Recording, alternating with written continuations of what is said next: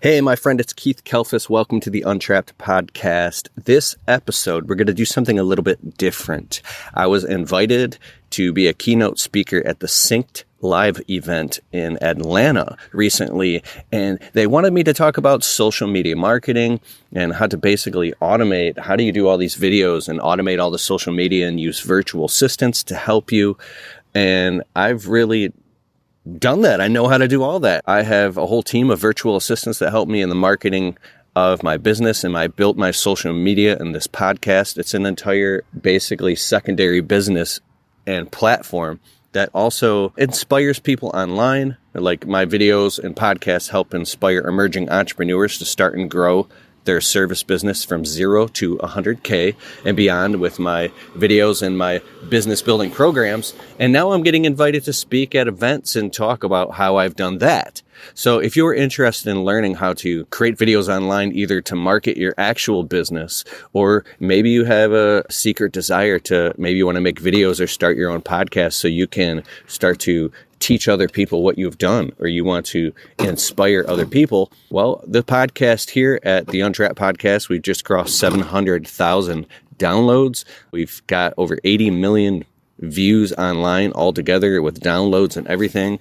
My YouTube channel is about to cross 150,000 subscribers. So I know what I'm talking about because I'm obsessed with it. So listen to my keynote talk here. And at any time, if you want to open up your browser and you want to learn how to do this stuff yourself, I'm coming out with some powerful new programs soon here. One of them is going to be called Virtual Assistant Mastery. It's going to teach you how to basically hire and attract virtual assistants to help you run the media pillar of your business. And then some other programs talking about how to actually launch your social media. So anyways, at any time, open up your browser and type in keithkelfis.com/influence, and you can get my MPP model, which is my marketing progression pyramid.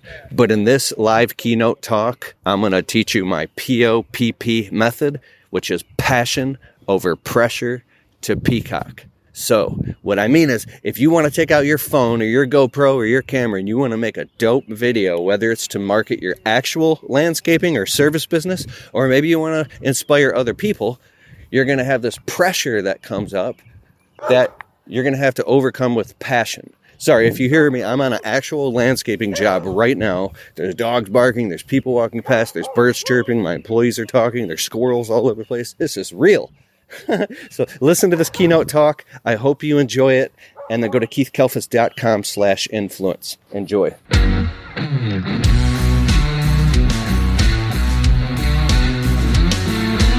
Keith Kelfis was one of the first people that I watched on YouTube. There was the Lawn Care Millionaire. There was the Landscaping Employee Track. There's a few others early on when I started my business 10 years ago. And I just was researching my business, and then I found YouTube by default because Google recommends videos. And I'm like, look at this. There's like guys posting regular stuff. There's comments. There's a little community. And that's how it all started for me. But Keith was one of those first, the OGs of that, right along with the Lawn Care Millionaire. So I have gotten to know Keith for many, many years, as everyone else that has come up on stage. So I'm very appreciative of Keith taking the time to come out here.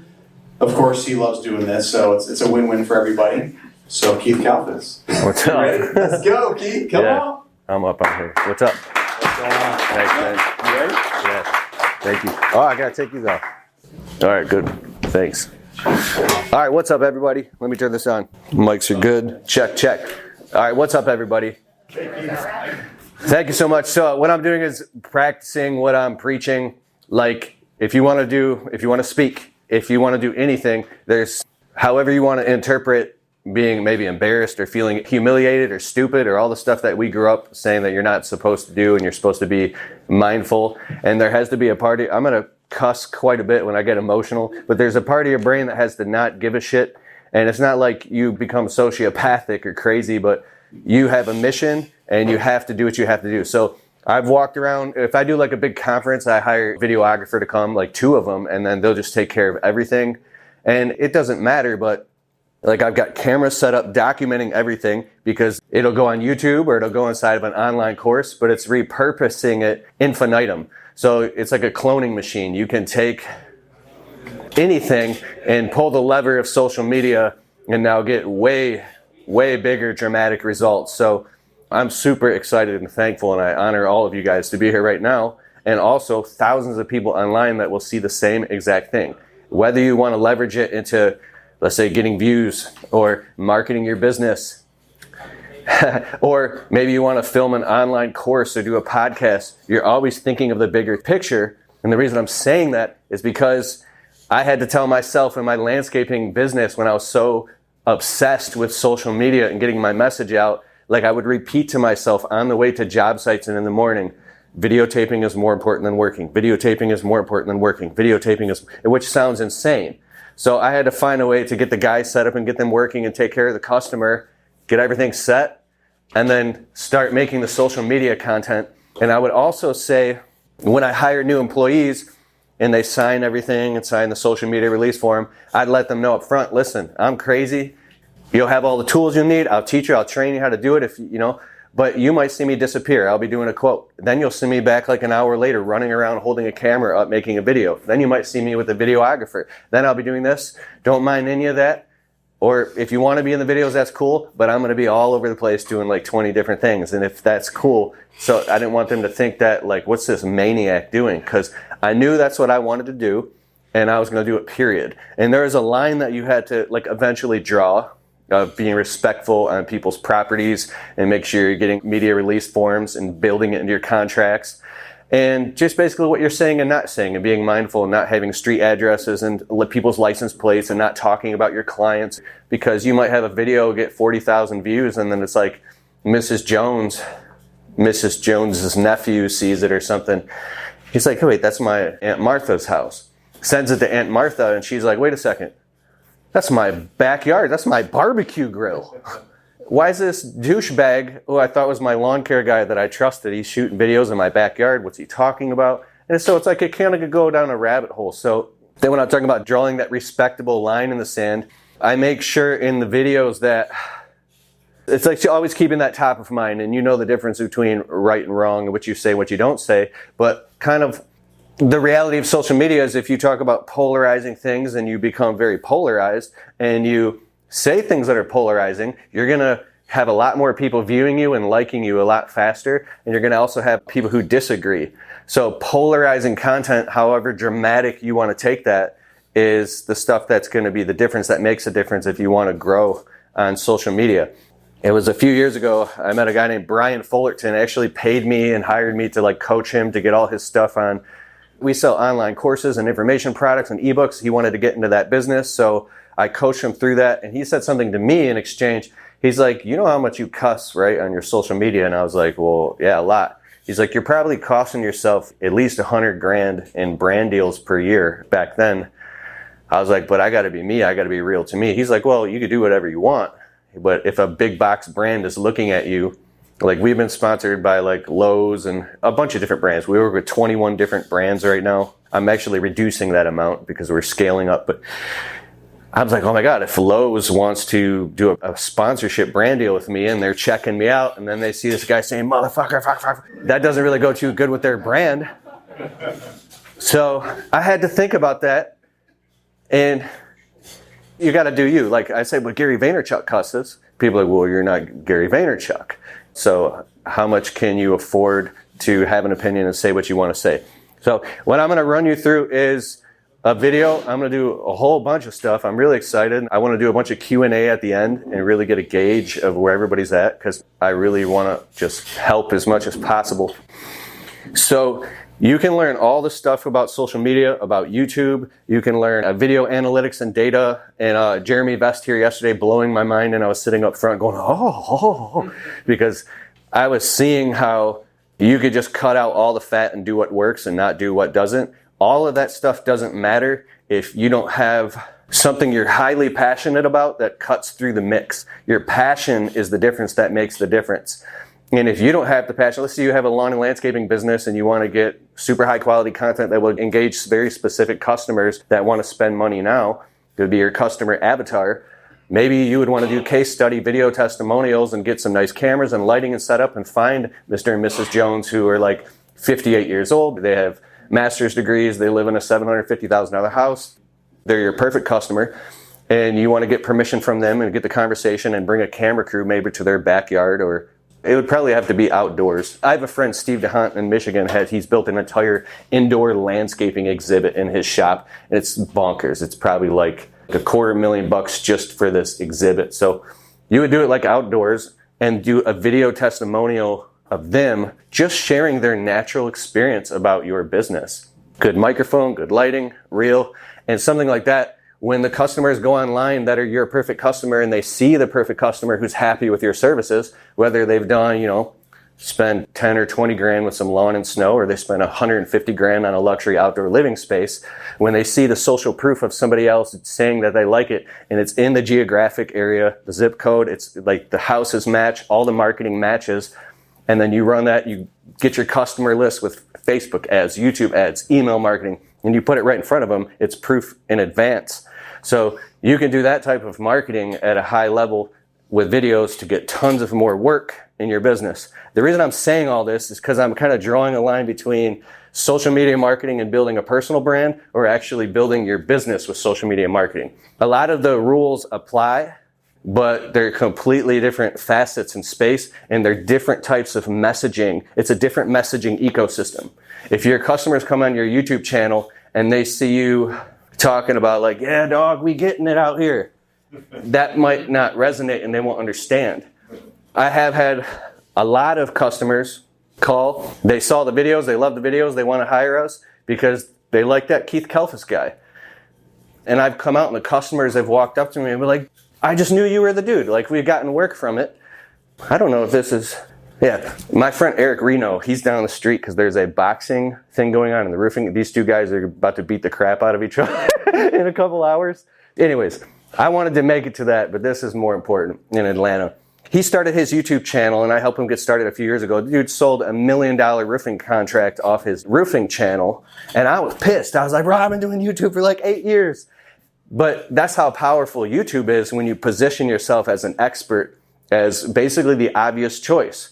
So do you want that, or do you want to get into social media marketing and become an influencer and build your personal brand online? Maybe you have a message you want to share with the world. You have a message burning in your heart so deeply, and you want to put that out to the world and help change people's lives, get people off of drugs and alcohol and prevent suicides and save marriages and help people start businesses and bring people to Christ. Maybe that's your calling and message. So if you draw a clear line and you develop your messaging, that'd be a completely different type of YouTube channel, right?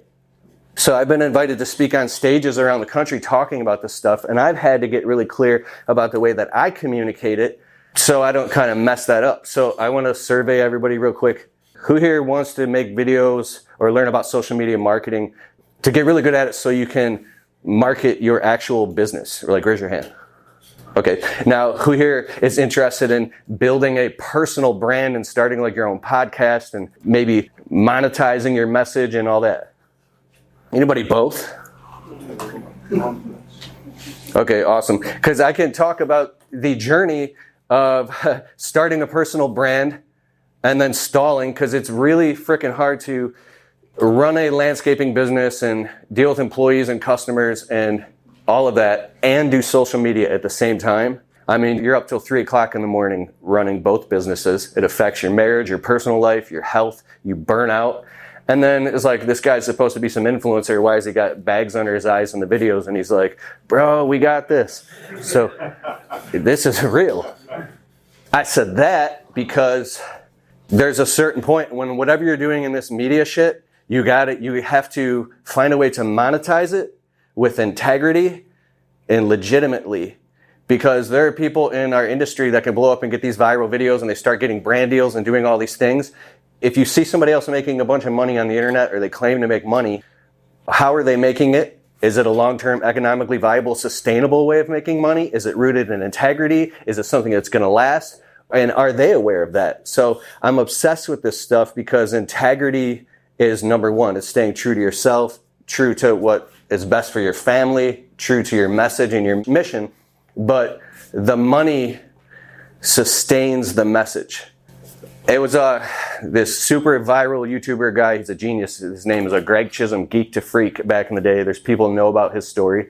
In the beginning when I got on YouTube, dude, the first day YouTube came out in 2004, I was uploading videos. I was literally running around vlogging in 2004, being like, why would somebody watch this? This is insane. But it was all about nothing. We were shooting music videos. We were making music. I was standing on stages in front of people singing, trying to become a pop star. But I took all that kind of marketing media knowledge and just literally took out my smartphone and started making videos about how to start a landscaping business. But here's how. I was researching on YouTube saying, like I typed in how to start a landscaping business or how to start a lawn care business, and nobody popped up except for some dude way back in the day. What was his name? Was the Lawn Gopher from 2008. Yeah. And then there was this nerdy dude, Jonathan Potoshnik, the lawn care millionaire. I'm just playing. And then there was like a couple other people, and I'm like, oh my God, this is a wide open space? How is this not completely saturated right now? And so I took this course. It was like a $2,000 course called a Guru Home Study Course by Eben Pagan. It was all about internet marketing. And he said, basically, go look in the mirror and claim, and you're going to do all the work, and say, within this amount of time, I'm going to be the #1 ranking keyword, my name relevant to a specific keyword online. So I looked in the mirror. It was like winter of 2013. I said, in 24 months, the name Keith Kalfas is going to be the #1 word synonymous with the word landscaping on YouTube, period.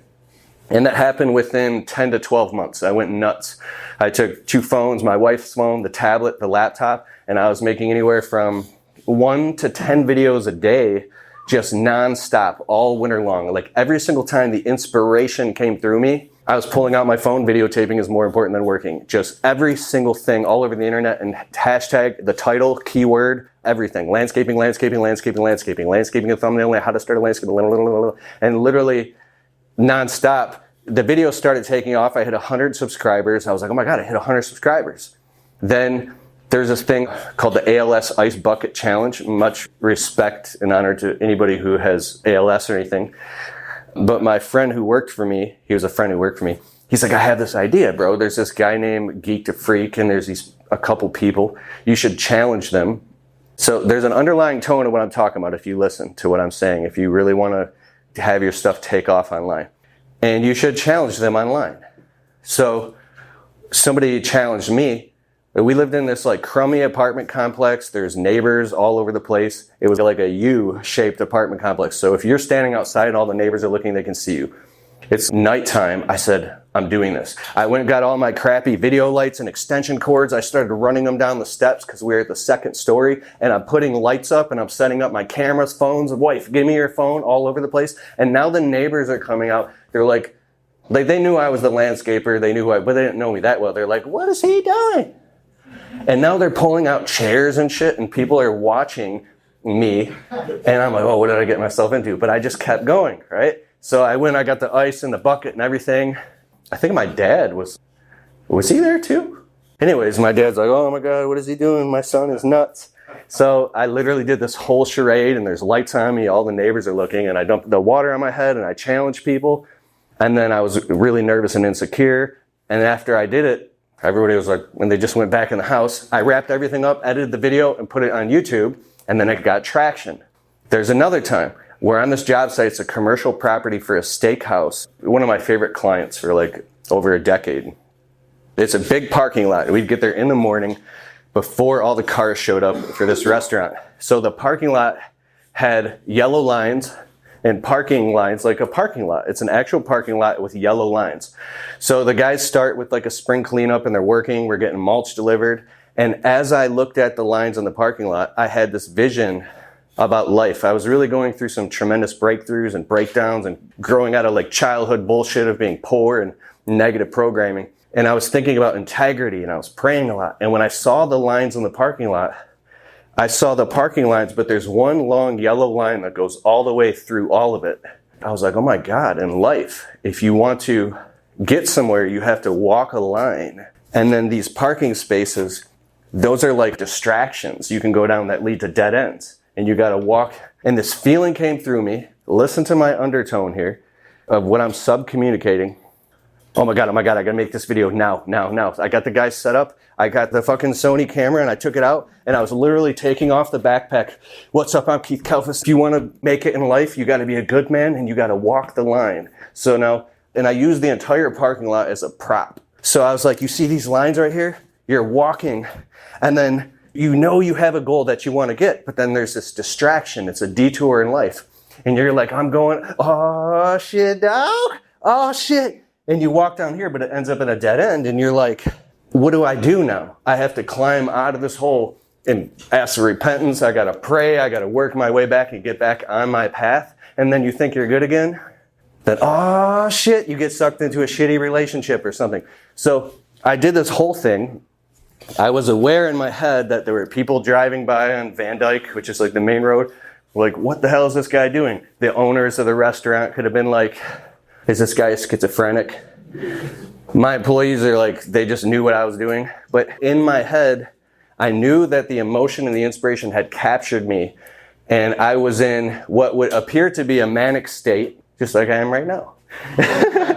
But I consciously chose to go with it and keep going and going and going, and built this force field around me that I didn't care. So later on, I walk into a restaurant. It's my wife's family. I've quit doing this since now. And I literally walk into the restaurant, what up, though? And people are like, who's this? And I didn't care. And so after a few months of this shit, my wife is like, Keith, I went to work today, and your videos are getting around, and people were asking me if you were okay. Like, they wanted to have an intervention with me. And I was like, what? So now I was getting heat from people. They thought I was mentally unstable because they didn't see the vision that I had. I was crazy, but I was crazy on fire with a passion and a vision that I had to suspend that shame and all that stuff. I feel it right now as I'm talking about it, coming in, wanting me to crawl and be like, oh, what am I doing? I'm on the stage in front of all these people, acting so weird, blah, blah, blah. That's that voice, that critic, whoever that critic is. So you take that critic.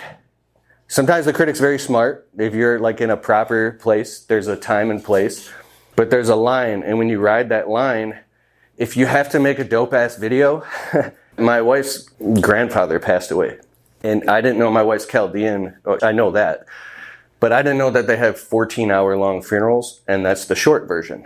So it's like, we've been at the funeral all day. It's like 7:30 p.m. and we're still there. And like the men and the women are all separated, and the Chaldean men are here. I'm with the Chaldean men, and I go to talk to my wife, and they're like, no, get back. And I'm like, what is going on? I didn't know this. So I had to go outside and get some fresh air. And I'm in the parking lot in like a suit, and I'm like, well, I'm going to make a dope video about how to start a business. So I'm outside in the parking lot making the video. Nobody on YouTube would have known where I was at or why. But I knew that I was at my grandfather's funeral. He was this man, this old Chaldean man. I went to him before he passed away, and I held his hand, and I said, I love Jesus, and I love your granddaughter. No matter what, I would do God's work until my death.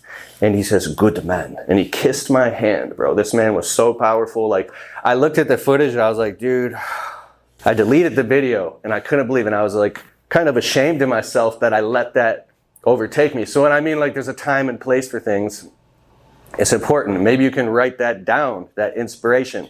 So the theme here that I'm talking about is, if you want to even use your business and market videos on your business, you have to be okay with setting up chairs in somebody's backyard and maybe hiring a video crew and being part of this thing you're not used to. And the more you do it, the more you get used to it, and the more you stay in the moment and understand why you're doing it, is the more reason that it will work.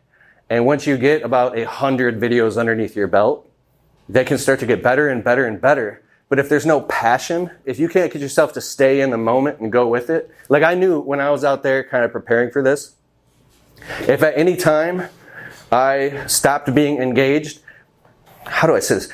This is real, everything I'm saying, but it's also kind of bullshit. Because if I just was just standing here and I was like showing you some data and analytics on YouTube, and then you're like falling asleep, that's not connected to the dream. I could do this shit all day. I could show you so much data. I could tell you how we've automated the business. We have like a bunch of virtual assistants, and I pretty much just have to stand in front of a camera or a microphone, and I've got a 6-figure internet business that it's like the laptop lifestyle, or whatever they call it. Like, I've watched my dreams come true because of this. but it's because I stayed connected to the dream. So staying connected to the dream is what propels you through all the boring shit to make you do it. Are you okay, bro? Me? Yeah. Yeah. Oh, I looked over at him and he's like, come on, get to the good stuff. All right. I want to tell you another story of a couple different videos I did, because that one video of the walk the line in the parking lot, that got like, I don't know, 350,000 views between YouTube and Facebook. There's another video that I did a few years ago in Home Depot. I mean, we put out 8 to 12 pieces of content a day on social media. We're putting out content constantly. And so the virtual assistants and the editors, they're doing it and chopping it up and putting it on Instagram and TikTok and all that stuff. But this other video, I'm in Home Depot, and I told the story of how I started my landscaping business. And this went on to get 2.3 million views, maybe 2.5 collectively. I'm just using my smartphone. No fancy cameras, none of that crap. So as I'm in Home Depot shopping, and I even had a mask, so this was like the end of COVID. This feeling came through me, now, strike where the iron's hot, and the emotion came up. It was an inspiration. And then I knew that was the moment to make a video telling my story, because the emotion was right and I had to capture it. So if I told myself, no, I can't do this, this is weird, I'm in Home Depot, video never would have happened. So my videos have helped start. I've collectively, around all the testimonies, somewhere around 10,000 businesses. I've been all over the country and I have people coming up to me all the time and say, bro, that video you made was the video that made me like cry or start a business or help me get off drugs or something. And I'm like, bro, all glory to God. You did it, bro. And thanks for me being obedient to that feeling. Maybe it's God, maybe it's intuition. But if I was afraid to look weird, or for some people who are never going to see me again, those videos wouldn't have happened. So I tell my wife in the middle of the night when I get up at 3 a.m., I have to make this video. She was like, why? I just have to make the video. So when I've got this agreement with her, when I got to do that, I got to do that, because it literally helps start businesses and saves people's lives. So I'm at Home Depot and I see a shovel, and it reminded me of this time. So I can act it out, the whole damn thing, or I can play the video. I don't know, what do you want? Play the video. Both. Both? Here, Act it out while the video is playing. No, I can't do that. So I've got the mask on off my face, and I'm like, I just take out my phone, not a $5,000 camera or an FX30 with lenses, and it's just my phone. And I say, you know, back when I was in my 20s, I'll just take out my phone. Back when I was in my 20s, I had a bunch of dead-end jobs and I really wanted to start a business. And I met this guy who was a multi-millionaire, and he was worth like $27 million. And he told me, and I want you guys to do this, this is your homework, you got to tell your story. He told me that, because I told him I wanted to start a business, and I luckily got to go hang out over this guy's house for like half a day, and he had like horses and shit and a mansion, and I was like, dude, this is amazing. And I told him I wanted to start a business, and he looked at me in the eyes and he said, if you want to start a business, this guy was like in his late 50s. He was like a rich boomer, and he's like, go to Home Depot and get a fucking shovel and start knocking on doors. And now I'm thinking like, this guy's crazy. He's just trying to like be showboaty, knock on doors. Dude, this guy's an asshole, right? But then I kept thinking about that as I went to work at my dead-end landscaping job where I was a foreman. I hated my life. I was trapped. I'm like, man, that guy's insane. So this was a few weeks later. We're doing these garden beds for this HOA property. And I was like a horticulturalist, and I'm doing landscaping, garden maintenance, pruning, everything. And I'm kicking this shovel. And even though I had steel-toe boots, my feet and toes were literally covered in bruises for just being out there in the sun. Huh? Is that how you do your edging? Well, there's many ways you can. Sorry, I didn't mean to catch you. No, because there is a video where someone was critiquing my edging. And I made another video. I was like, bitch, I've been doing this for blah, blah, blah, blah, blah, blah. And that became one of my most viewed videos. So I was pissed. As I was kicking the shovel, all of a sudden this feeling came through me, and these epiphany bridges that only happen maybe once every few years. But instead of feeling coming through me, all the feeling drained out of my body, the emotion of everything that I've been holding on to, being terrified and hating my life in that dead-end job because I needed the money, I had to pay bills. And all of a sudden, I literally just dropped the shovel and it fell on the ground. So I'm at Home Depot holding the shovel, and I dropped the shovel on the ground, and I'm like in Home Depot, and I'm talking about this, and all of a sudden I just stood there. And I knew that I was done.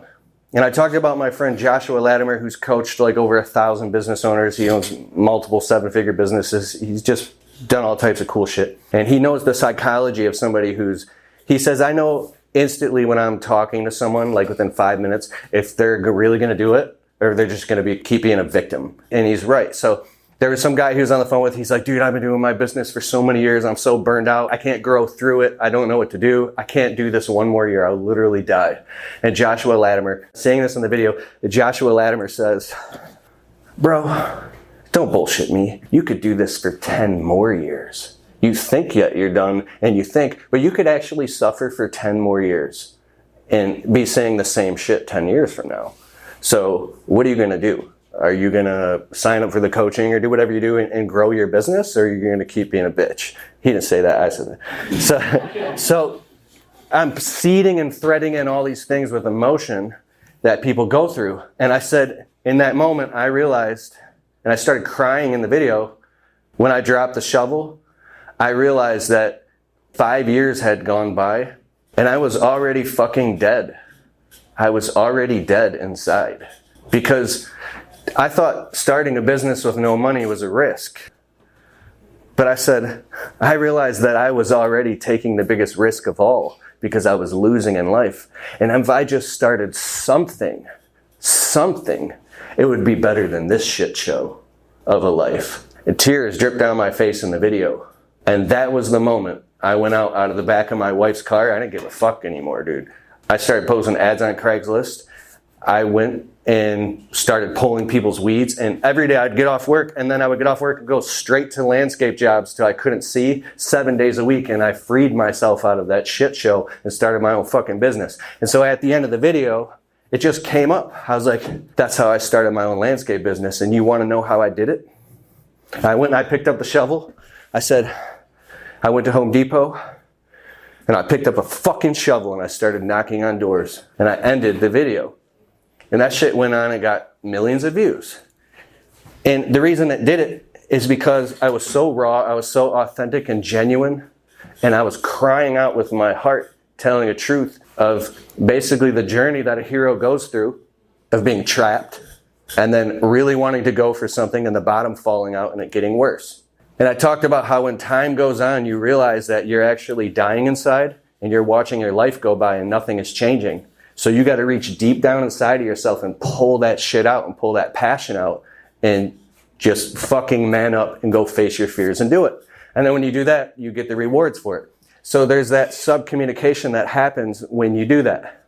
Now, I believe that we're all built differently, but every single one of you have a message inside of you, you have a mission, you have something, a mandate. And if you can communicate that in a podcast or your video and make that kind of like your mission statement. I inspire emerging entrepreneurs to start and grow their landscaping business from 0 to 100K with my inspirational videos and business building programs with no money, no startup money. We've thought that out now, and that's kind of like my mission. And so I think about this. I was so sick of making these landscaping videos. We've made 2,800 landscape videos. I have 6 YouTube channels. And I was like, I don't want to make any more landscaping videos. But I was like, you know what? Maybe that's my mission right now is to lay down and let people walk across my back. And that's me serving people at a high level. And the more that I do it, I say, yeah, but man, I'm like insecure because I see these other guys that have built these $3, $4, $5 million businesses, like Potoshnik, Jeremiah Jennings. I looked at him. So you look at these people that have multi-million-dollar businesses, and you might feel like, well, how can I make videos or talk about what I know? And so there's this whole guru positioning trifecta thing. How can I say? Basically, you only have to know a little bit more than the person that's behind you. And as long as you're not bullshitting or lying, because the next thing I want to talk about is integrity. Don't ever talk about some shit that you don't know, because if you tell one lie, you got to tell another lie to cover it up, and another lie, and then you got yourself weaved in a bunch of lies. As soon as you feel that thing come up your compass that points to true north, if it goes off a little bit, you better course correct real fucking quick. I hired a videographer. Well, he's my video guy now, but a few years ago, we started cranking out these crazy, fun, epic videos, and he's like a director. This guy, he's a music artist. He's traveled all over the country. He's been on BET Freestyle Fridays, like #1 weeks in a row. He's done tours, so he's in the entertainment business. and he also helps me with my videos. So how can I say this? He encourages me to elaborate things for the sake of entertainment. And we always kind of get in these arguments where I'm like, dude, I don't want to fucking do that. I don't want to do that. He's like, why? It's entertainment. If we don't, and he starts pacing around. He's like, if we don't do this, how is it gonna? And I was like, I can't do this. So it's nothing crazy or extreme. It's just like, we have this idea. I started a window cleaning business from nothing, the whole window cleaning side of the business, in the middle of the freezing winter. Snowplow wasn't making enough money back in the beginning. And I went out in the freezing cold and I sold 42 window cleaning accounts in 48 hours by knocking on doors and pitching, and built a whole window cleaning route. And it was terrifying, and I got enough cash to pay the bills. And so we had this idea, we were gonna start filming this. I was gonna go sleep in my friend's bunker. It's like literally like a train storage box in the freezing cold, and go fire up my old shitty truck and go out in the freezing cold and film this documentary. And I was like, not to get too personal, my wife isn't cool with me just leaving and doing this crazy shit. I got a family, I gotta be home. He's like, but we gotta fucking do this for real. And so he's like, well, we could just kind of like go through all the struggles you go through for real doing this, and then we'll just stay there one night and we'll film it and act it out. I was like, we could actually do that, but it would be fake. He's like, but dude, it's like reality TV. And he talks about, he's been on reality shows for real, and they have to embellish certain things in order to dramatize it so people stay hooked and watch this. This is the whole clickbaity type of effect. It's like dangling a carrot. It's something that seems enticing. Well, I could just embellish that a little bit. But then I'm like, no, what if I'm like on stage 2 years from now and there's 1,000 people, and then the guy's like, yeah, dude, when you slept in that thing, and I'll have to be like, yeah, I was lying about that. So he's like, then just say you were lying about it. Actors lie all the time. And so he started to convince me a little bit, and I just had the feeling in my stomach. And I was like, fuck that. I'm not doing that. I don't care if we don't do it at all. I'm not lying about shit.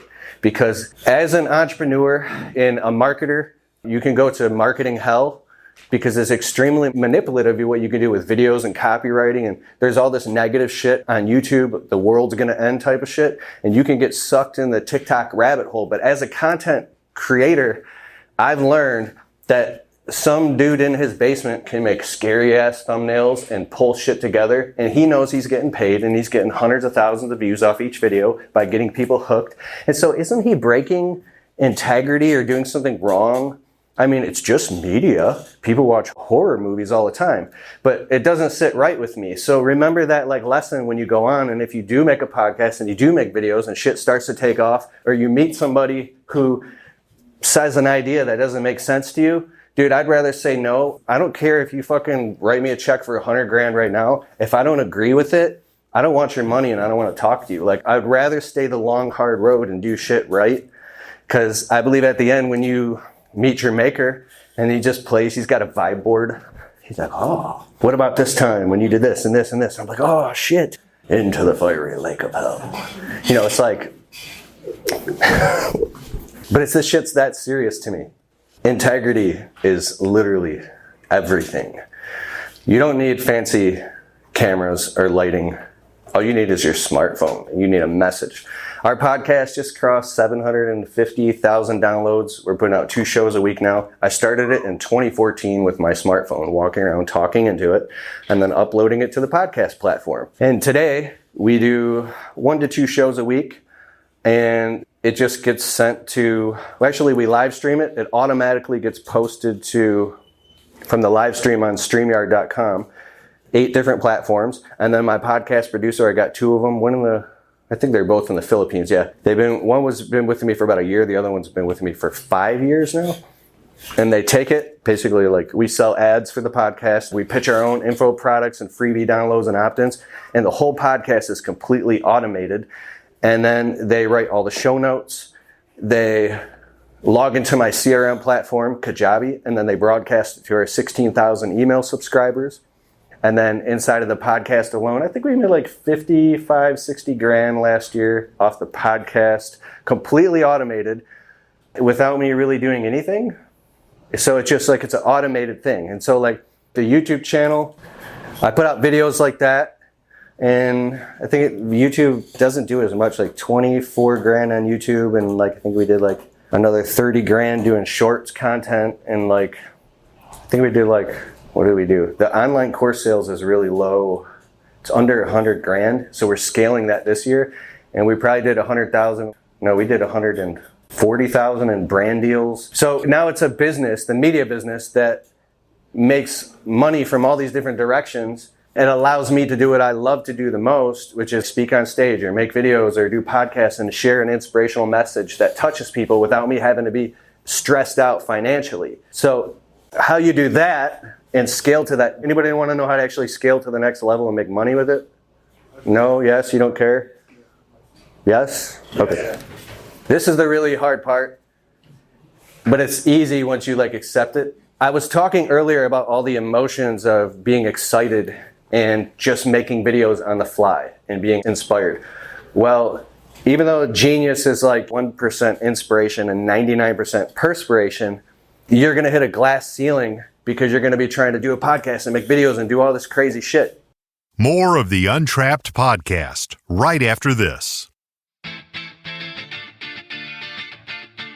Hey, if you're looking for what is probably the greatest software ever to run your business on, go to getjobber.com/Keith.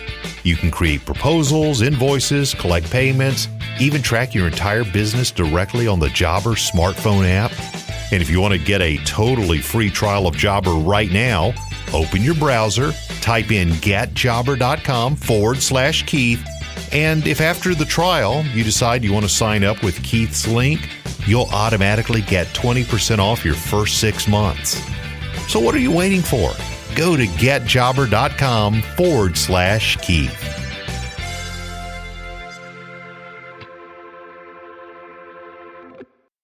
This is Untrapped with Keith Kalfas.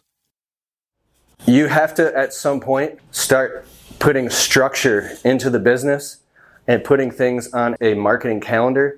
I spoke like about a month ago at an event, and I went over everybody's heads, and I felt like bad because only a couple people got what I was talking about, and I didn't know how to communicate it because I don't talk about this side of it too much.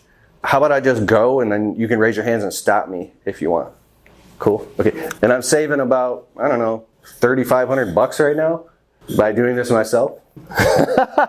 And I'm ADD. I realized I never played the video. Do you still want to see it before we go to the next thing? I'll play it real quick for you. And I want to show you after how we're scaling this. The walk the line one, actually, I want to show you part of it. Because what I really want you guys to get is going with the inspiration and emotion and not letting yourself feel afraid or embarrassed of how you might look. I was filming my online course video for it. So my guys are working on a project and I'm literally walking around the block fired up in this subdivision in the middle of the summer around the whole block like 3 times. And a lady comes out. She's like, "Is everything okay? What's going on?" She was like paranoid. And I was like, "What up, though?" You know, I had my nice shirt on and embroidered and everything was matching. I said, "Oh, I'm Keith Kalfas. I have a landscaping business. We're working right over there. And I also make videos promoting my business on social media. Would you like a quote?" She's like, no, everything's good. So you have to be like really hyper transparent and confident in those moments. Others are like, what's this person doing, you know? Oh, this is sweet. Walk the line. Boom. All right. This is awesome. It's an ad. Is there any volume? No. Oh, shoot. Okay. I'll just show you like a minute of it. It's called Walk the Line. So I'm literally taking the backpack blower off. I'm fired up. I'm dialed right into the camera. Right now, this is all about the shit that's going on in my head, and I'm making this happen. I don't care what anybody thinks. I've created a neuroassociative trigger that when I put on those glasses, I go into fucking this. I'm telling the truth. So there's all the lines, and turn on this audiobook. Albert Einstein said, "Only 2 things in this universe are infinite." That's earlier in the video. How did you do that? Only 2 things in this universe are infinite. 1, Can you fast forward to 1 minute and 15 seconds? human stupidity. So I'm working on this property right now, and I had this metaphor I want to share with you. Wow, good. Cry and bitch and whine and complain. It's hard over here, it sucks over here. Or eventually, It's good. It's perfect. That was good. It was like and walk the line. You're walking the line. No. Look at this. Another detour, another dead end sucks you down in your life. It could be a toxic family member, a toxic friend. It could be your own toxic psychology. It could be your own issues that you carry with you everywhere you go. And we all have them. I have them, right? And now you're at another dead end. You can sit here for a month, a week. You can sit here for 10 years. You can sit on this dead end your entire life. It's too hard. Look how far that is. I'll never get there. But I want to tell you something. Check this out. You finally get the courage to get back up and walk the line. And you walk that line. And it's hard. And you can't balance. You're like a spring chicken, right? And it's so difficult sometimes, life. The shit that gets thrown at you and the shit you have to deal with and learn to work through and overcome. The things that keep you up all night. The things that stress you out, the anxieties, the uncertainties, will pull you down in themselves, down more dead ends. You get where I'm going with this, right? All these freaking dead ends, man. I got an awesome client that we're working for. He's an old school Greek guy. And I sit in his office with him when I'm getting paid and we talk about life for a few minutes of business. And he's old school. He says, let me tell you something, Keith. Most everybody you learn in life, they're fucking full of shit. I'm like, but I learn more and more that he's right, because the more you learn and grow in life and in this world, you learn that, oh my God, a lot of the things that you learn growing up from people or people you look up to, you grow up and you find out that that was just a paradigm, and hey, sometimes we're full of shit. So you gotta walk your own line and walk your purpose. But here's what happens. You start to walk this way, you go, I've been down that road before, and you start to get that sixth sense, and you go, oh my God, that's when wisdom grows. I've been down that road. These are dead ends. They're dead ends. I'm gonna get there because now you've learned, you've been ripped off, you've been scammed, you've been screwed by the system, right? So you walk the line, but what happens, right? Oh shit, you end up down another dead end. How the hell, I thought you were on your mission, and now you end up all the way down here again, right? And now you're frustrated. Now you're beat up because you've come all this way, and you got so far to go, and now you're sitting at another dead end in your life again. And this time you give up, throw in the towel, people go into depression, turn to drugs or alcohol or whatever it might be. You can't even get out of bed for a month. Maybe you've lost everything and went bankrupt. Maybe a person that you love left you, or there was something horrible that happened, and now you're stuck at a horrible dead end. You'll never be able to dig yourself out. You're at a permanent dead end. You can sit there forever and be stuck there, and it's going to be hell, because now you crossed the Rubicon. You're at the point of no return. How the hell are you even going to get back? Maybe it sets you all the way back to back there, way back to the beginning. Oh shit! If you imagine being a grown-ass man, this happens to a lot of people, and things happen to you in your life that put you all the way back, not only at square one, but deeply in debt. Now you're way over there, dude. How are you ever going to get back? But the knowledge and the wisdom that you've learned along the way is so important, because you can get back faster, right? So you force yourself to get up. You get out of the depression. You get a new job. You start a business. You settle the bankruptcy, whatever that horrible thing is, right? And before you know it, amazing things happen when you fully commit 100%. There's an amazing book by Think and Grow Rich Napoleon Hill. It's called Outwitting the Devil. He talks about walking not a line, but not drifting, right? Not drifting and staying on the straight and narrow in your consciousness is actually the devil can't get to you when you have a definiteness of purpose, right? I like David Data. He says, lock yourself in a room with a notepad and pen and don't come out until you know your purpose. Because once you become purpose-driven, like Rick Warren, the book, The Purpose-Driven Life, then you develop discernment, and you can't be pulled in so many directions anymore, caught up in the swirl. Feel like that swirl is what will take you and suck you down like a whirlpool. Like I said, toxic people, and maybe your toxic self. You become more definite. So now you're like, I'm not going on that. Screw that. This opportunity is a wolf in sheep's clothing, full of shit. Look at that. Hell no. I've been there before. You're walking, oh shit, down, oh shit. You end up down another dead end. But, you hit this dead end, you go, boom, bounce back quick. Because you've been there. And look at this, look at this, look at this, look at this. And maybe not. The finish line, the green grass, where the money grows. And you hit the finish line, and you have arrived, right? And you can get that moment one day where you're on vacation, or maybe you found the love of your life, or maybe you've spread a bunch of money out across your mattress. I actually got the chance to do that like a couple years ago for the first time in my life, and I realized that was a really empty feeling. I was like, oh, this ain't what I thought it would be, right? It's not a lot of money, it's just a goal for me. But you hit a level of gratitude one day where you wake up and you cry. I broke down crying over the winter while it's out plowing snow. I bawled my freaking eyes out. I was like, oh my God, thank you, God. I've never been so grateful in my life because it hits you like a ton of bricks. That your dream is beginning to happen in front of your own eyes. But look how far you had to come and all the bullshit you had to go through to get there. But people will look at all your successes or whatever, and they'll just be like, and invalidate you. Mother Teresa or Peace Pilgrim said, if you build a large structure or a castle or anything, people will tear it down, right?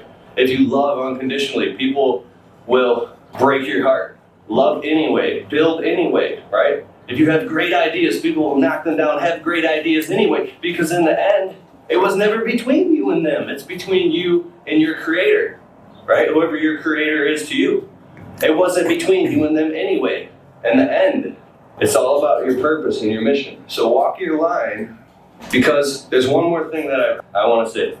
You are actually way down there on the other side, on the other end.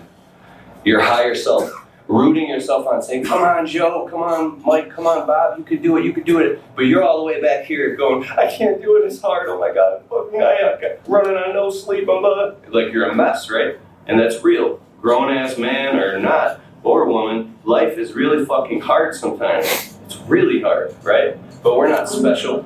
Everybody goes through the same shit. We actually live in the greatest opportunity anywhere, despite some shit.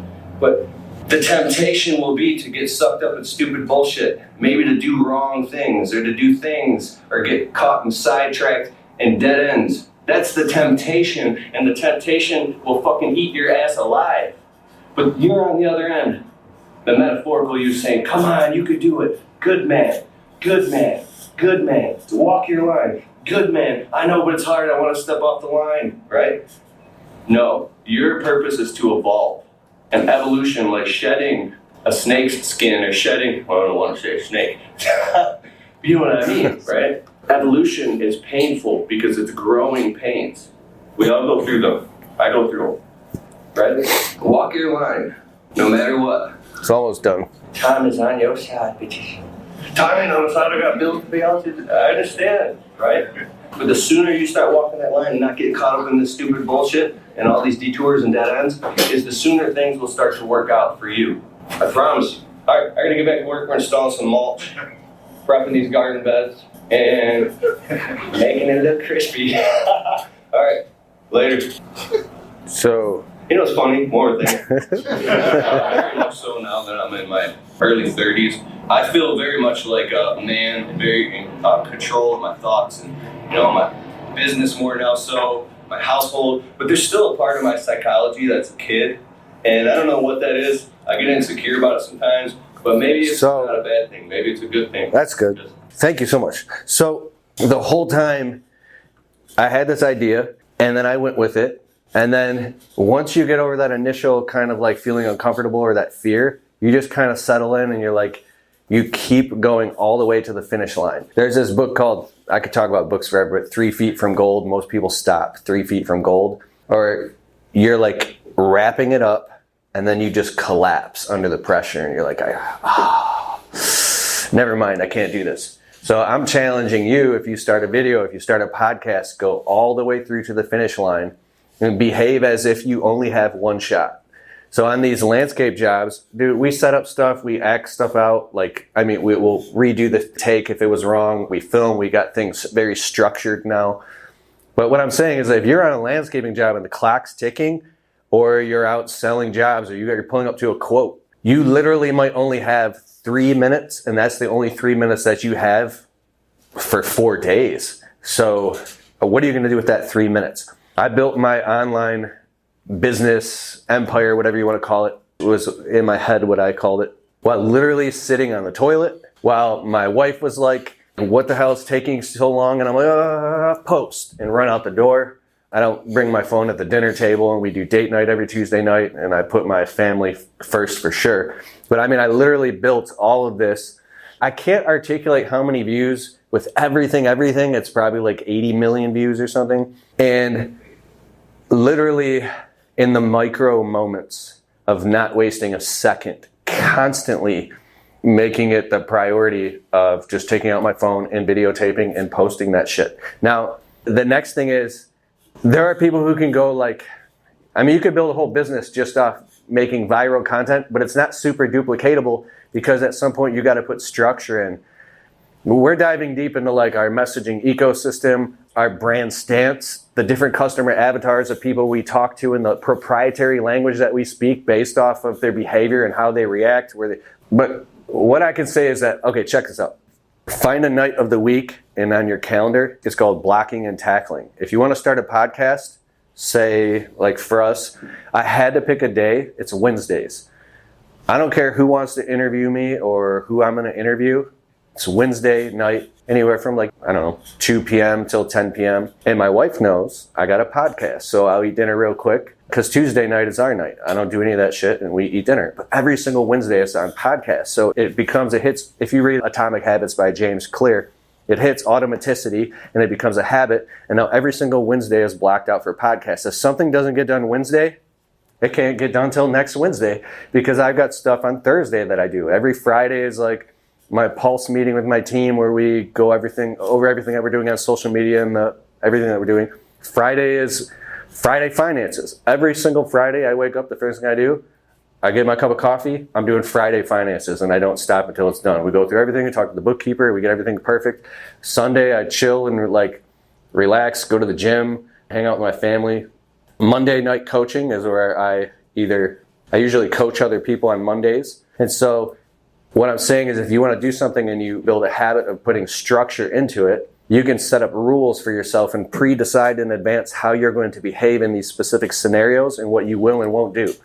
So you could be like, I don't know, Saturday is my video day. Like me, I don't film any videos on Sundays, because I've learned that I'm a different person on Sunday. When I sleep in and I wake up on Sunday, the thoughts that I have and who I am, like, and I like to play my piano a little, sing a little, play with my dogs, joke around. And I notice that when I make content on Sundays, it's just weird and it doesn't really land, and it's like kind of out there. But if you know that, like say we do Monday quotes in the landscaping business, and if I want to do a Monday quotes video, I'm already doing quotes on Mondays, I'll film the experience and we'll do all of these like type of quotes. If the guys, here's another like hack, give your employees GoPros and just give them like bonuses, or find the one that's the most good at tech. Like, bro, I want you to record the job sites. Here's 2 GoPros, get a full time lapse, and then just move the camera around every once in a while to videotape you guys working. I paid my one foreman like $5,800 in bonuses. I paid him just for, he was good at it, bro. He was videotaping all types of shit. And then I would have Keith's angle, so I would have my phone or my GoPro, and I'd be out doing quotes. So I give it to the editor, and the editor just knows, meanwhile, Keith is out doing quotes. Boom, I'm out doing quotes. So that it goes back to the guys at the job site. So you can actually leverage the social media by having other people on your team create the content for you. And what's good about that, there's a hard thing about building a personal brand, because you have to be there. Imagine like, oh, Tom Cruise is this famous actor. When he puts out a movie, he's got to be on The Tonight Show, and Conan's not around anymore. But I was like, all these different places, he has to go and promote that, because he's the personal brand. Like, he's the one promoting the movie. Of course, the movie has a trailer, and they put out millions of dollars of ad spend all over the place. But if you build a business completely around you, then at certain stages, you'll get trapped in handcuffs. Like, the business can become like you're handcuffed to it, because now you feel like you have to do this thing. And the reason I'm saying that is because when you feel like you have to do something, it can suck all the inspiration and passion out of it. And now you're just like, I don't know, it feels like This sounds kind of like, I felt very trapped in my landscaping business. Like I have to do this shit for a long time, and I didn't like it. So if you create content, you have to stay connected to your dream and do it on your terms and on your calendar. So I want to check my notes and make sure I'm not missing anything, and then I want to do some Q&A. And after this, I'll be disappearing because I got to catch a flight. We run the whole media business on Monday.com. It's a CRM. It is freaking brilliant. So I have millions of video ideas and podcasts and all this shit going on. So I hired a consultant for like $150 an hour to walk me through Monday.com. I brain dumped everything out of my brain. We got it all organized into categories and color coded. And then we put it on Monday.com, and I plug my VAs into it. And my executive assistant is on Monday.com. Every different idea we have for a podcast or a video or a virtual product, like we have like 12 different online courses. We have another brand that we're starting called Social Media Explosion. Like it's all completely organized and categorized and color code. So she just goes where that thing is, and we have ongoing conversations about each different topic, and it's freed the bandwidth in my brain up. So now it's just all on the CRM. So, all right, you don't need fancy clothes. Don't worry about your environment or what you do or don't have, because where you're at right now in your life is so incredibly unique and perfect. My truck isn't clean, or I don't have the $100,000 truck, or I don't have the Rolex, or I live in this crummy place or something like that. That's perfect, because where you're at and where you're authentically at is where people will resonate with you and get in where you fit in. That's so perfect, because you're going to look back as you succeed in 2, 3, 4 years and go, oh my God, those were the golden years. I'm so glad that I was brave enough to show my journey of where I was really at, and people are going to resonate and love it. If you're broke talking about how to build a multiple six-figure business, people are going to see right through your bullshit in 2 seconds. You can't hide it. There's no point in trying to hide it. And there's no point in being ashamed of it, because you're showing your journey and people will grow with you. So replace the word me with you, because if you're talking about yourself in terms to a story of like a lesson, that makes sense. But if on podcasts and stuff, you're always like, me, and I, and this thing about me, and me, and me, and me, and me, and I, people tune out real quick and they're like, oh my God. So keep it focused on them or the product. So you have a stage. Check this out. You got a stage, and you can put 3 things on that stage. You could put you on the stage in the spotlight and make everything about you, and you'll plateau really quick. You won't really get off a certain point. Your second option is you could put your product on the stage, your product or your service. That's how you can really grow and take off. But the way the best leaders at all in media and like social media and all this stuff is you can put your customer on that stage, and that's how you can really take off. And you get to the point where you realize nobody even really cares about you, and the only reason you should ever even talk about yourself is if it pertains back to the main point that helps move their journey along. It's the customer journey. So nobody really cares about you. They care about themselves. Never sacrifice your audience's trust for money, ever. And so there's levers you can pull. Once you have influence on social media, you can pull a lever and make, I don't know, 20, 50 grand. And if you do it, I feel in my legs right now, like, ooh, like don't do that. Because if you sacrifice their trust, you'll never get that trust back. And so say no to that stuff. Do it the right way and you'll be really rewarded. And here's something really important. If you really, really start to take off on social media and you start your podcast, I'm telling you, we had that one video of me talking about the shovel. That got like, I don't know, I think it was 2.1 million views on Facebook alone. So anyways, because of that video, it opened up the algorithm. And then we, for like 6 months straight, every single video I uploaded on Facebook got an average of 50,000 views. And we just like, boom. And I'd run into people that are like, bro, I see you all over Facebook. You're killing it. And I became the dude that I was like, how does that dude go viral? How does that dude do? And I actually experienced what it's like to go viral and get millions of views online and have money coming in and stuff like that. And I'll tell you one thing, it messed up all our data on Facebook, because now we have the world at large and mainstream America funneling in by hundreds of thousands watching my videos going, this guy's a crook, he's a ripoff, he's a scam artist, who is this guy? Because I'm talking about raising your prices, and I'm talking to contractors, and now we're trying to run Facebook ads, and we're trying to segment the data so we're not blowing money because you basically retarget people who have watched your videos like the last 30, 60, 90, 365 days. And I'm like, dude, all these videos have all these views and it's all junk data now because it's a bunch of random people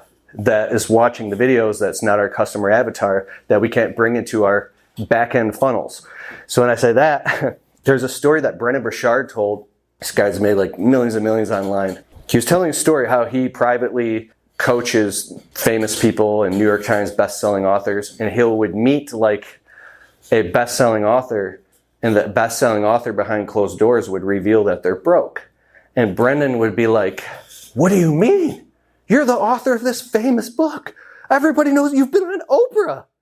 He's like, well, yeah, we went on Oprah. We got several thousand book sales, but then the spike went right back down. And he's like, but what do you mean?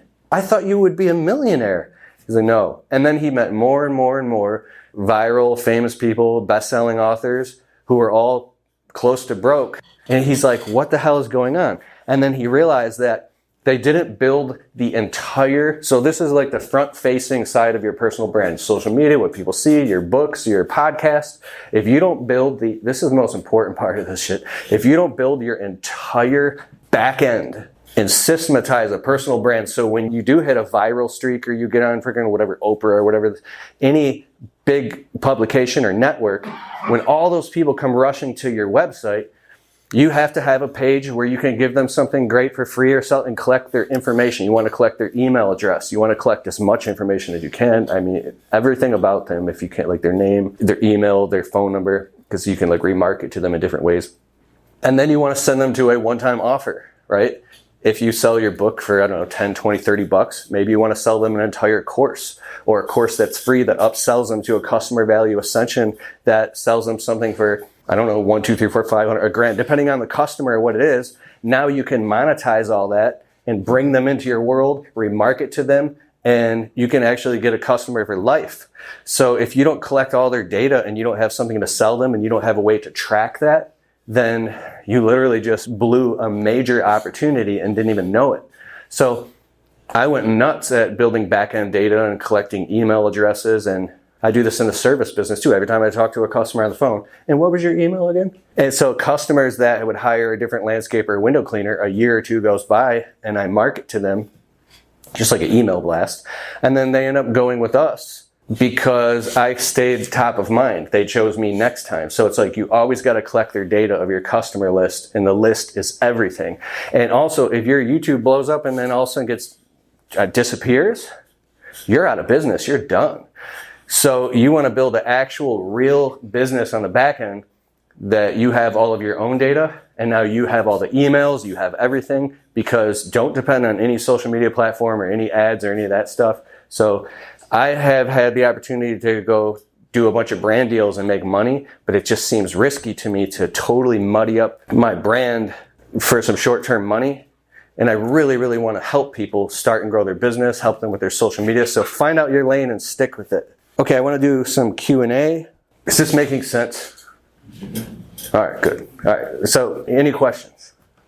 Payjack. Hey, buddy. Hey, like when you're talking about the back end of the front, right? You're doing all your podcasts and everything else. On that back end, what would some of those other things include to help? Would it be like switching over? Oh, he's got a mic. Yeah. Sorry, but my question is like on the back end that you were talking about, like you have the face of your podcast or social media or whatever it is, and you're talking about that rush when people come to you. What part of the back end would you recommend upping? Like, would it have to be with like your servers or your something for the website to be able to handle that type of traffic? Or that was a problem 15 years ago. Now with like stuff like ClickFunnels and Kajabi and Udemy and Teachable, and there's a bunch of them now. Okay, they can all handle it. Gotcha. Because I use Kajabi, so I mean, if you send like maybe 1 million people at once, it might crash it. Okay, but that's to the best of my knowledge. You're fine. Perfect. Thank you. What's up? Tackling windows and landscape simultaneously. Is that like still doing it? Tackling windows and landscape simultaneously? Are we still doing it? So I was torn because I was trying to grow the social media business and do landscaping, and I had a dream of growing the window cleaning business and like having vans out with guys working and stuff. And I couldn't focus on anything because I was spreading myself too thin. And that's another thing we're focusing on is we've reduced services. But we got out of people's houses, no more interior cleaning services, because basically I believe you have to hire employees that are like unicorns to be that conscious going inside of these $1 million homes above grand pianos and not scratching anything and be super conscious. And with the pricing, so I just basically priced us out of the market. So we still have a core group of window cleaning clients, only a few of them. We have a $1,000, this year it'll be $1,000 minimum to go inside of anybody's house. And I've turned down houses. I'll go and I'll be like, we're not doing that because just the liability factors. So I just send a guy out with a water fed pole and then he does it and collects some money. But I'm thinking about eliminating window cleaning altogether just to narrow my focus. But you can do it. I wasn't. You had a lot going on with the media business and landscaping and all that. I didn't know. Looking back, too many eggs and too many baskets out of fear and desperation. It's a diversification out of desperation. You know, that's what it was. Any other questions? Come on, man. You obviously, Huh? you obviously have this larger than life persona that works really well on camera. What advice do you give to people that maybe are not quite as, I'm going to use this word, eccentric as you are, and how can they develop a persona that connects with people? Question by Mr. Producer says, I have this larger than life persona. What about people who just maybe don't? Is that kind of the question? Yeah, that's it. Yeah. You've got charisma. Charisma. You've got that it factor. Not everybody The it factor. has the it factor. Yeah, so there's a couple different answers to that. One answer is not my answer, but it's like there's literally like people who become famous because they're so boring. Who is this guy? He's I can't think of his name. Paul Jameson? No. If you be yourself with the volume turned all the way up and embrace, like, so I'm well aware that there are people who literally can't stand me. I'm weird, I'm quirky, I go down rabbit holes. It's almost like I've had people in the videos say, I feel insecure talking about it. That guy's like, I just can't listen to that guy, right?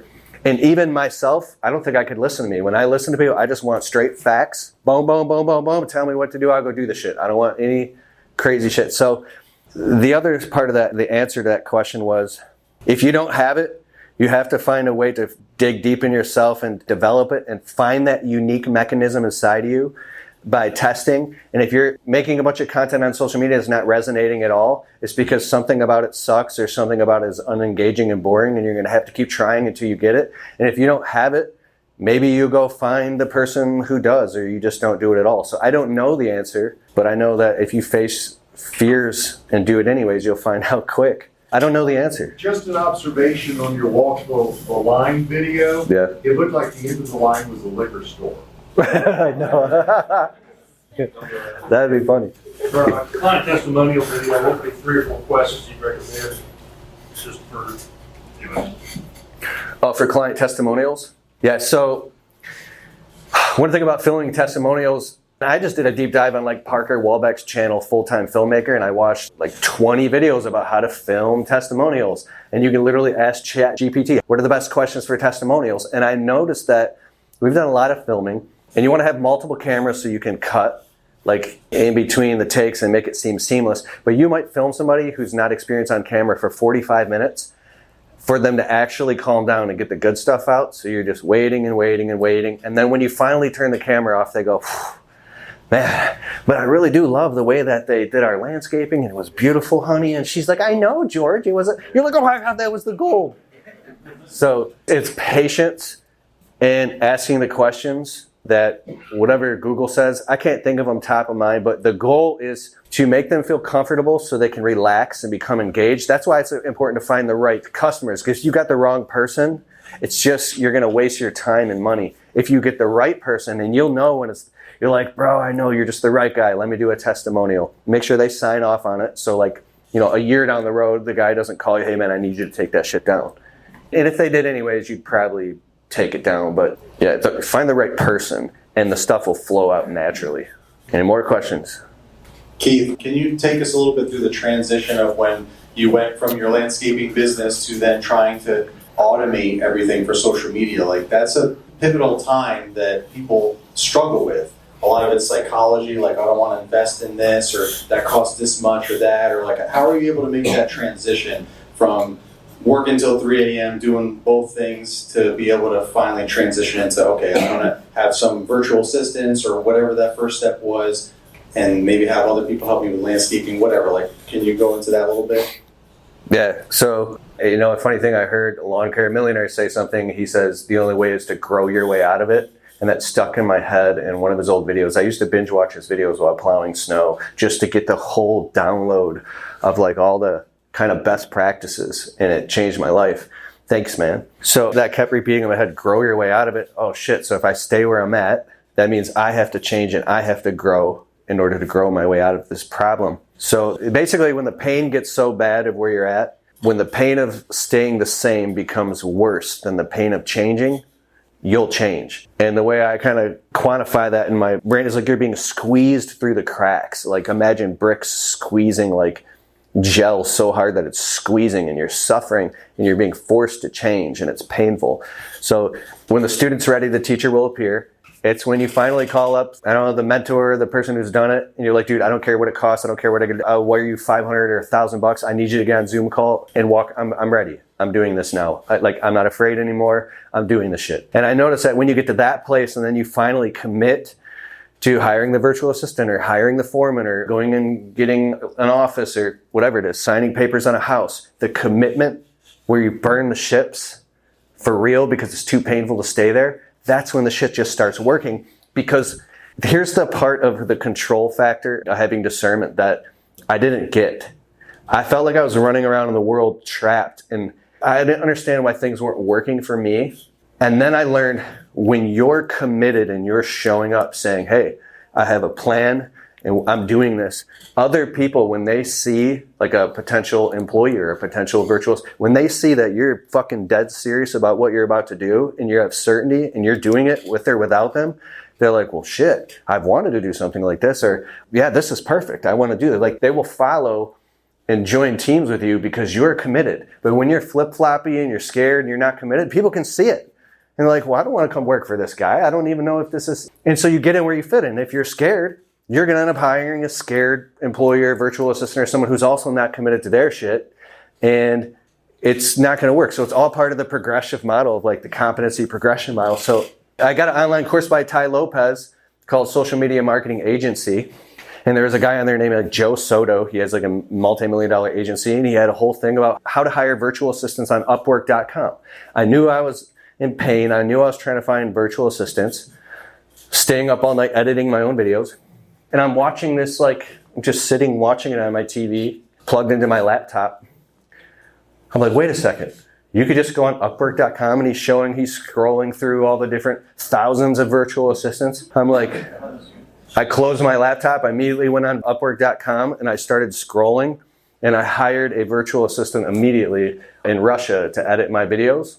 And it was rocky at first. He went on to edit like probably 150 videos. I think they were cheap, 40 to 80 bucks a piece. And then I was like, well, I need another virtual assistant. So I've been through 45 virtual assistants, ones that all types of problems. And so now I hire fast and I fire fast. So if I have a project that I need to do something, I will go and I'll put out a job post. I scan 100 different virtual assistants and I narrow it down from I learned you get what you pay for. So my minimum, depending on the task, could be 15 to 150. I paid $500 an hour. But what I'm looking for, and I get extremely specific, and I make sure that they have this amount of time being a virtual assistant. They've made this many customers happy. I read all the testimonials. The reviews. I look at the work, and I get very clear. So if I have a task, I go through 100 virtual assistants, and I narrow it down to 10, and then I narrow that down to the first 3 that I'm going to interview for the position. Then I contact them, and I set up Zoom calls, and I start interviewing them, and I will know immediately if they're a no, or if they're a possible yes, and I'll keep them on Zoom for an entire hour, like looking for a podcast producer or looking for someone to chop up and everything, put it on Instagram, Facebook, and TikTok. Whatever they do, there's 17 virtual assistants that work for me, and I have a core team of 11 that are doing stuff all the time. And so I'll hire 3, fully intending that I'm going to let the other 2 go really fast. And I'll actually pay extra to have all 3 of them deliver results on the same graphic design project so I can really quickly see if they were bullshitting or stealing that work for someone else or having some secret team put their, like, because I'm serious about getting these projects done. Then when I find the one, then I don't even think that they're going to last more than, 6 months because I don't know what's going to happen or not. And some of them last 6 months, some of them stay for years. And now I have a core team. And then the next thing that we're doing, I'm talking a lot off one question. There's a book by Peter Drucker called Virtual Freedom. And in the center, you can turn one of the virtual assistants. So you can hire an executive assistant or you can turn a virtual assistant into a general assistant. So what I do is I have an executive assistant who is now helping me do project management and being kind of like the integrator. And she's a fucking rock star, bro. It's a dream come true. All the shit that I hated doing and I couldn't stand doing and I've been trying to do since like 2016, she's just like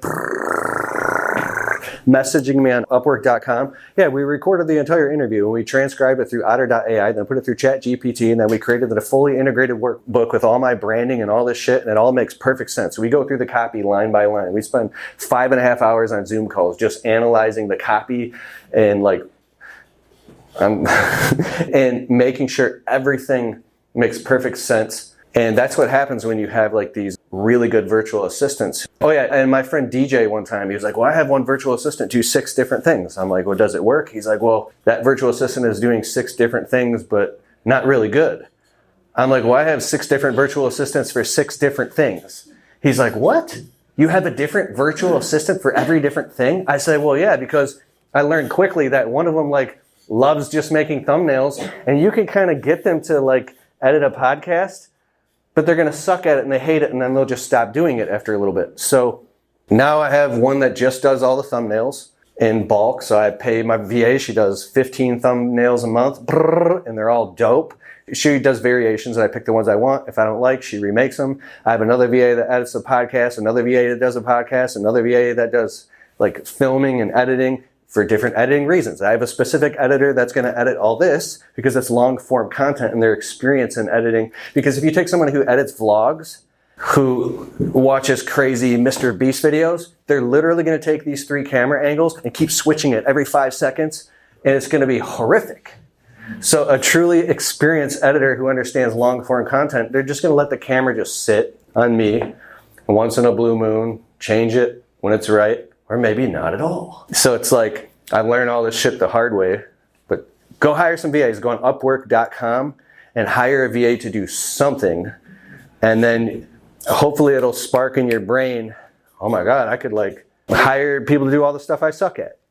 Oh, and you need money to do it, so go find the money or save up the money to do it and then replace yourself infinitum. Any other questions? No.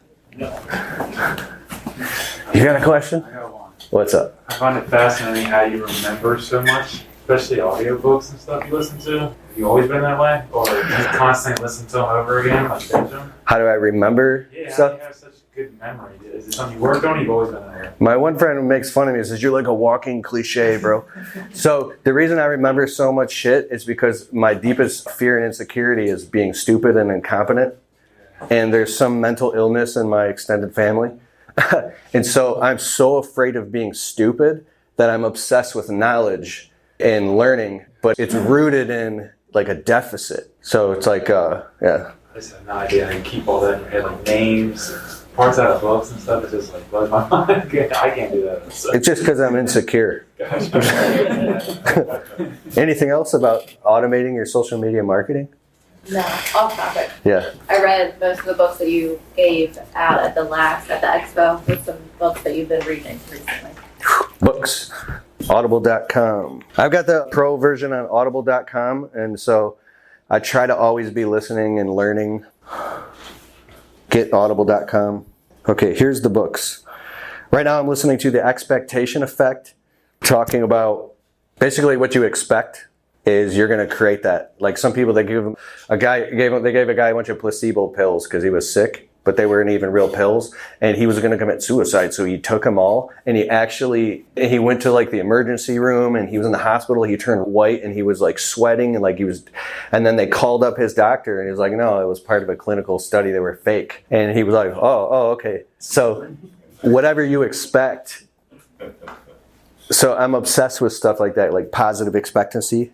Happy Pocket Full of Money, Discipline is Destiny by Ryan Holiday, Process by Mike Payton. I'm really into the Gino Wickman, Traction, Get a Grip, Rocket Fuel type books and EOS method. Gino Wickman's a genius. He'll help you overcome a lot of head trash. Dan Sullivan, Strategic Coach. I love all the Garrett Sutton, Robert Kiyosaki stuff. Like ABCs of buying and selling a business and Vail not. I was going to sell my window cleaning business and I found out it wasn't really worth anything. And so the offer I got, I was like, I'm just going to shut that shit down. So go read a book. If you have anything you want to know about, if you're having problems in your marriage, go get a book. 5 Love Languages by Gary Chapman, right? And read that. If you want to know how to market, get a book on marketing. 10X is Easier Than 2X by Dan Sullivan. Crucial Conversations. I can go on for hours. I won't. Oh. All Alex Hormozy stuff. Get his physical book and the audiobook and read them at the same time. The 5 Dysfunctions of a Team by Patrick Lencioni. Buy Back Your Time by Dan Martell. Dude, this summer, he's like, instead of going and upgrading your lifestyle and buying that fancy Cadillac, take that money and reinvest it in your business and hire an executive assistant. I never understood why some of these guys, dude, we're doing $7 million on meat and peanut butter and jelly sandwiches. I'm like, what? You should be balling. It's because they understand that they're going to be trapped at that level if they don't keep reinvesting. So, oh, David Goggins' book, Never Finished. Anybody listen to that? It is amazing. Okay. Oh, The Gospel According to Jesus. That'll give you a checkup from the neck up, bro. The Dream Manager by Matthew Kelly. So if you hire people, find out what their dreams are and help them build their dreams as a leader. Do you know about that? Anybody? Okay. Any other questions? I got a new list. Thank you. Okay, so your homework is take out your smartphone. If you don't have a YouTube channel, start one. And just tell your story.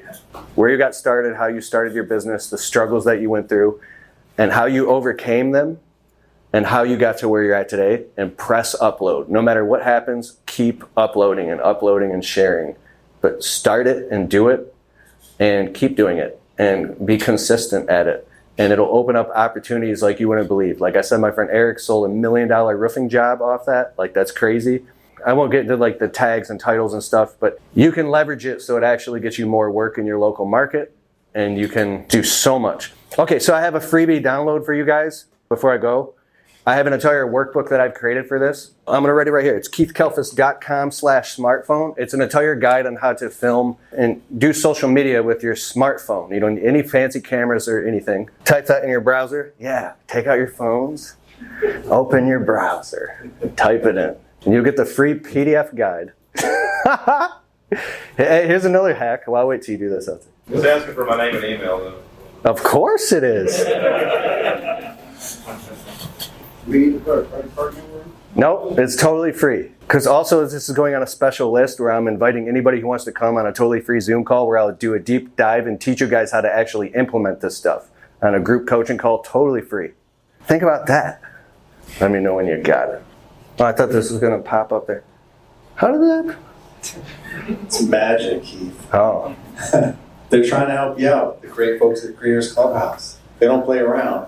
They did what you said. They pulled it up for you. That's what it looks like. Is this a reroute? We just finished this. I had my assistant. I said, make sure the URL is something speakable that I can speak. Oh, it's showing up on yours? Maybe it's on mobile only right now. All right, cool. I stood on stage at an event a couple years ago with text message marketing, and I threw it up. Everybody text this to this. I think there was like a... There's a click here button. Yeah, but this is actually just my main website. It's the wrong page. I don't know why it's... It works on It works on the phone, though? I downloaded it and it works. Okay. So I was like, everybody text this to this, and then I was able to get, I don't know, 101 out of 105 people. Boom. And then was able to communicate with them through text messaging. Okay, cool. That's all I got. I'll send you an email within a week, and then you can jump on a Zoom call, and I'll help you implement any of it if you want. Okay? Thank you so much for your time.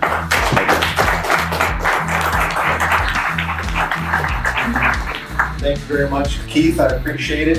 Thank you, Naylor. I appreciate you taking the trip down here for sure. A little warmer than Michigan, but not by much. I don't know what happened, but thank you very much. Great job. Thanks, bro. Thank you.